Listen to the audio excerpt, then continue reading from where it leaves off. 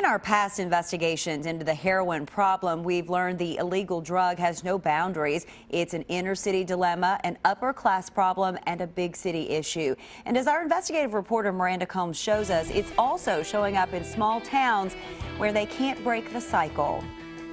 Typically, if a patient's brought in unresponsive, we would put them in one of these trauma rooms. Christina Buckler is in the middle of her shift, taking a break to show us around. The patient to this monitor, it monitors their blood pressure, their heart rate, oxygen level, everything we need to know how that patient's doing. Buckler is the emergency room manager at Harrison Memorial. She's walked these floors for a decade. 4:30. You know, I don't like to leave them hanging. Her boss has walked them for 4 decades. We have seen weekly. We have cases weekly now. It's usually here in the top drawer. The cases all require the same cure. They don't realize how close they were to being dead.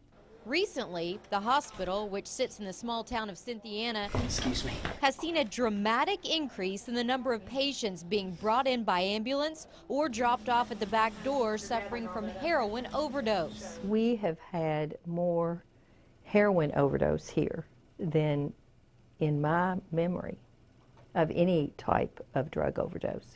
CEO of the hospital and longtime nurse Sheila Curran says it's worse than the prescription drug epidemic. She says because heroin is cheaper and easier to find, but she says it's also easier to overdose. With heroin, depending on where their source has come from, they don't really know what's been cut into that drug.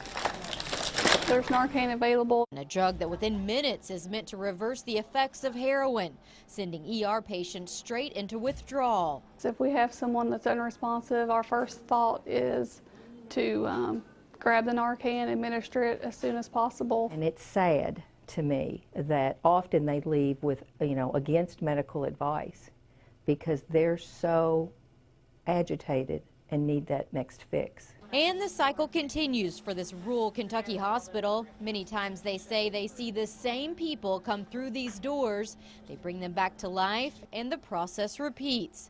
But they say it's the small percentage they save and want help that helps them cope with the troubling trend. You know, if you can help the one person and get through to one person and help them make a change, it's worth, everything that we do. Have you personally?